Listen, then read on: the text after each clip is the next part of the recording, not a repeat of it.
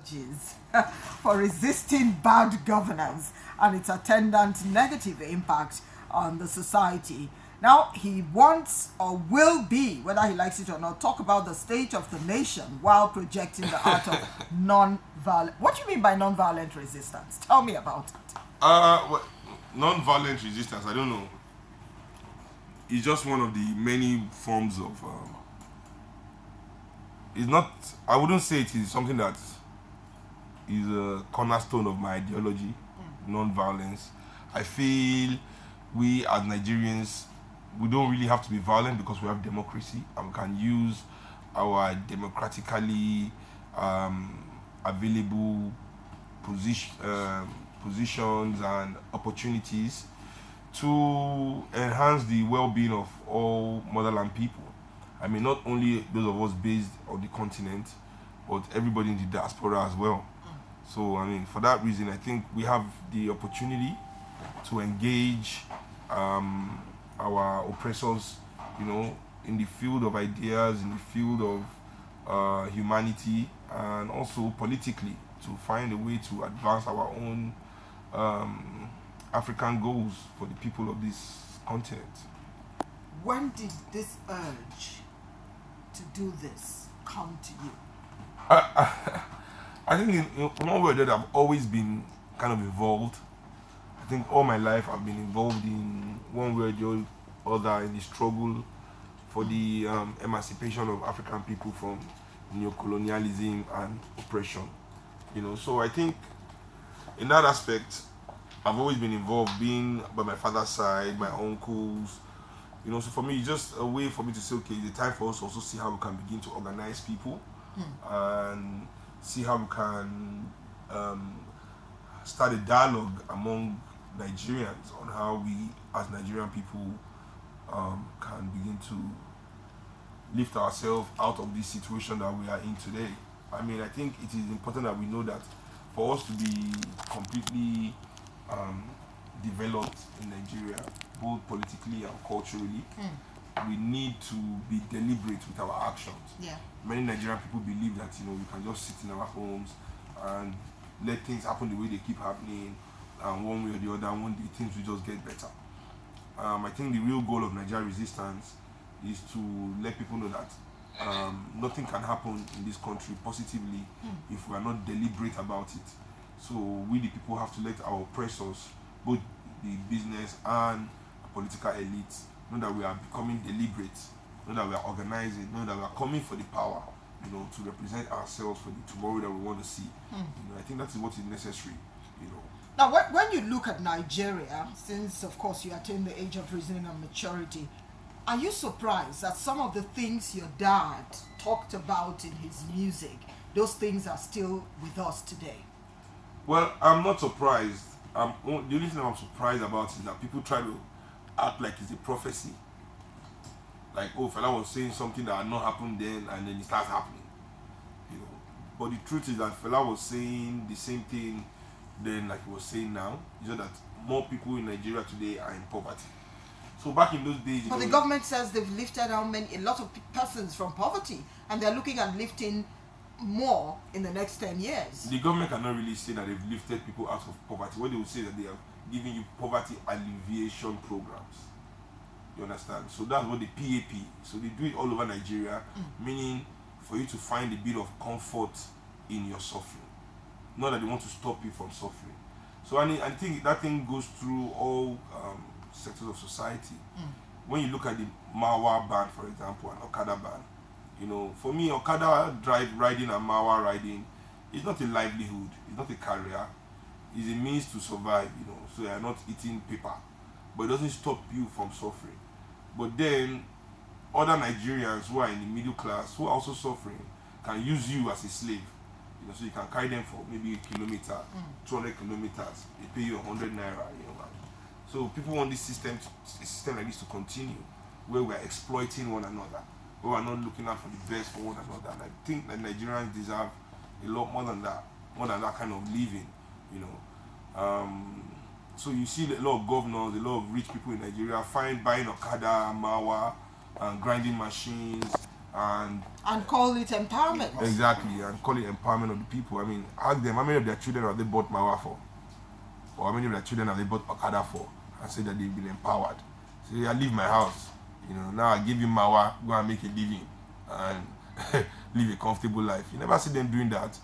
But when it comes to the people, they find this tokenism, and they understand that because the media and the educational and the religious institutions will continue to support them, because one, our elites own all of them, and two, because by supporting the elites of Nigeria, they give you enough money to secure your own comfort within oppression.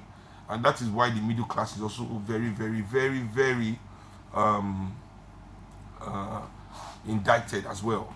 Because instead of us to fight for better schools, better public schools, we rather fight for the money to pay our children's private school fees. And send some of them abroad. Yeah, those of us that can afford it. So, in every aspect of our lives, we make this compromise on the side of the oppressors, while we alienate the people. So the Nigerian, if universities close, the Nigerian middle class and the Nigerian professional class would rather send their children to a private university instead of fighting for the public universities to function properly. You understand? So there is no time that we stand on the side of the people as professionals and the middle class. And even in this light issue now in Lagos, electricity is getting better in many middle class estates and areas. Why?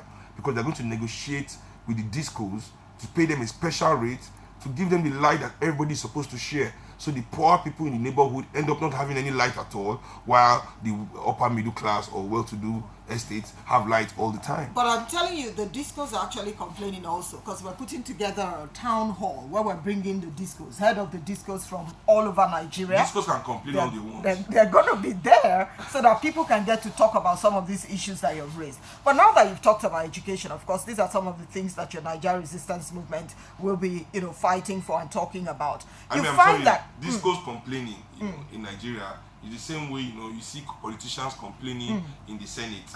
Yes, they complain.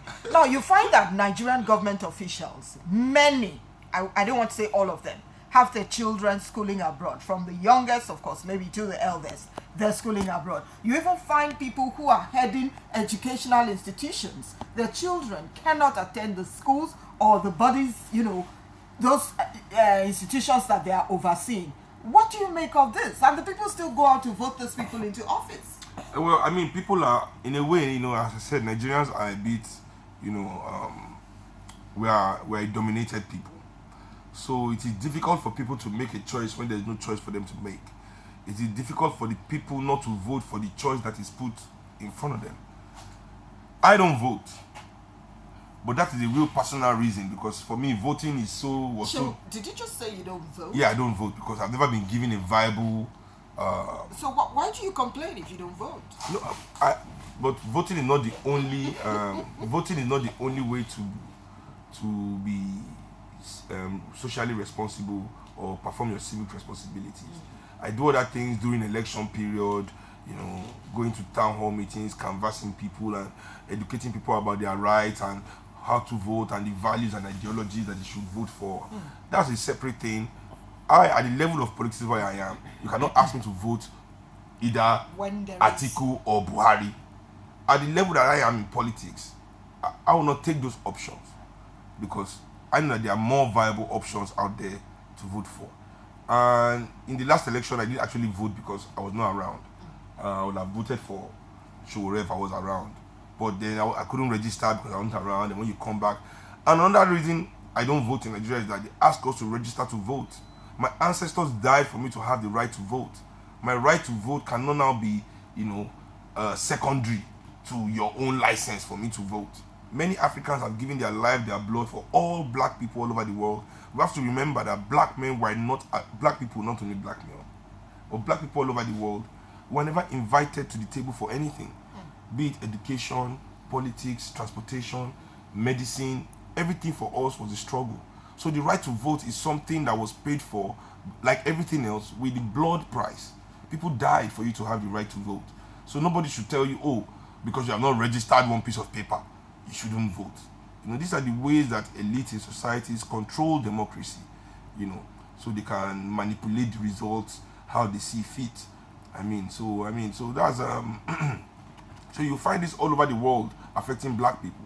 Go to America, it's the same thing, where black people are prevented from voting by this so-called voters registration, literacy tests, and also if you go to jail, you're suddenly no longer allowed to be a part of the voting process. So many ways that elites dominate our own ability to participate properly in the elections. And now Nigerians have also been stopped from participating in politics for 40 years. From 1983 till 1999, we only had maybe one election, proper election in Nigeria. Then the 1993 election was annulled.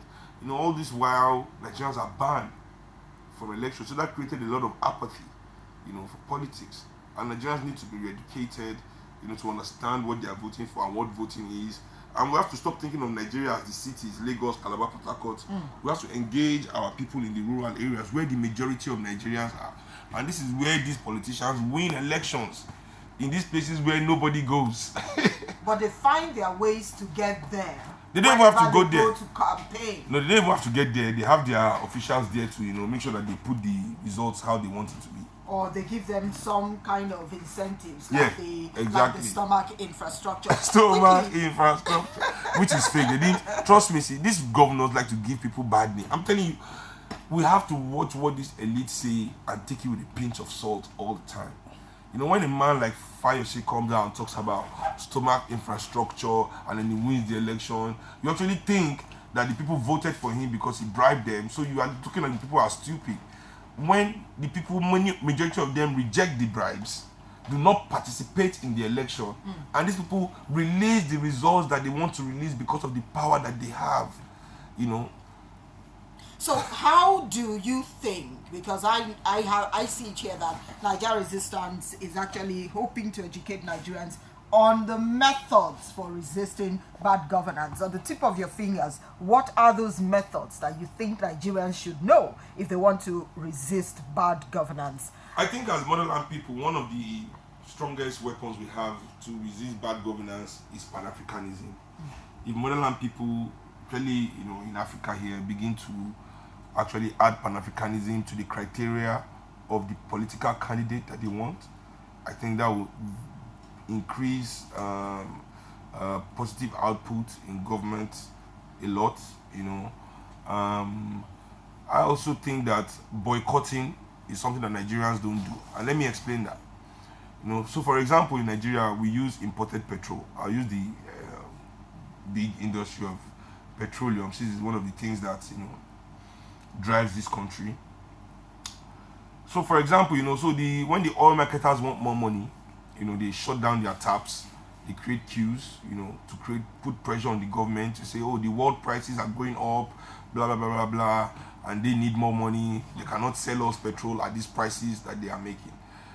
Regardless of the fact that Nigerians have made many of these so-called people billionaires. So they are sitting on billions, not willing to sacrifice anything for the nation that made them billionaires. They go around saying things like, it is my hard work. Anybody with petrol license will be a billionaire in 2 days. There's no hard work in this industry. Let nobody deceive anybody about any. You employ staff that do the whatever they do. This is a money-making industry. Anybody with a license to do this business and make money will make money. So you have the license in the name of the Nigerian people, but you're never willing to sacrifice anything for the Nigerian people. So you don't see them really doing anything of value for the Nigerian people. You understand? So I think the next time Nigerians want to engage the petroleum industry, we should boycott imported petrol. How do you do that? Okay, so Nigerians queue when marketers want you to queue on their behalf. If Nigerians actually wanted the price of petrol to come down from 145, what we can do easily is to boycott imported petrol. So since the government says NNPC uses the NNPC is the only petroleum filling station that sells locally sourced petrol, right? So they source it in our little refineries that we have, that we cannot make work. 180 million Nigerians, and we cannot make refinery function. Well done, sir. So NNPC is the only one selling, and we Nigerians, we queue at NNPC and buy there. I know it's difficult, it's hard, there will be some hardship, but trust me, in a month that we reject imported petrol and we are only buying from NNPC, and all these other big companies, their petrol is wasting and evaporating away in their tank. From that, they are 145. We'll go back to 100 in 1 week. We still diffuse 60. Before we know it, before you know it, they'll start dialoguing with the people on reasonable pricing and stuff like that. But we know we don't take those steps because nobody wants the hardship and things like that. Another issue that we can fight for in Nigeria quite easily is wage issues.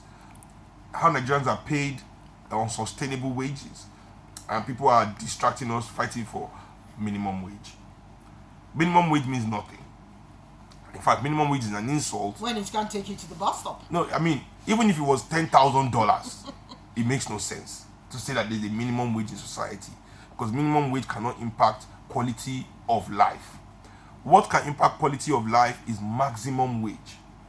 So if the richest people in society can only make a certain amount, so that is what is going to determine the quality of life that the lowest people in society are having. So if, for example, we say maximum wage cannot be 10 times more than minimum wage, that means the most successful people in that country cannot have a life 10 times better than the common man. So imagine if your life was only 10 times less than Dangote's life. Will you say you are suffering? No way. If you're only 10 levels removed from Dangote's level of enjoyment, you have a great quality of life. So, and in a country where we have greedy politicians and anti-people, anti-human politicians, if you have a maximum wage, what do you think maximum wage will be in Nigeria? Maximum wage will be 500 billion. So if maximum wage is 500 billion, and we've already said that it cannot be 10 times more than minimum wage, guess what your minimum wage will be? So much money. 50 billion. I mean, everybody will just be smiling, everybody will be happy. Nobody will ever complain about anything. That would Buhari is going on foreign things, his salary, his allowances. So like, when they go, you have yours. You're like, wow. Anytime they increase their money, you're like, wow.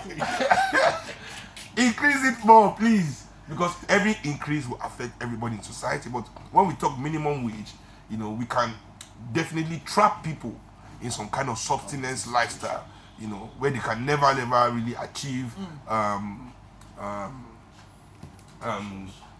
their full potential.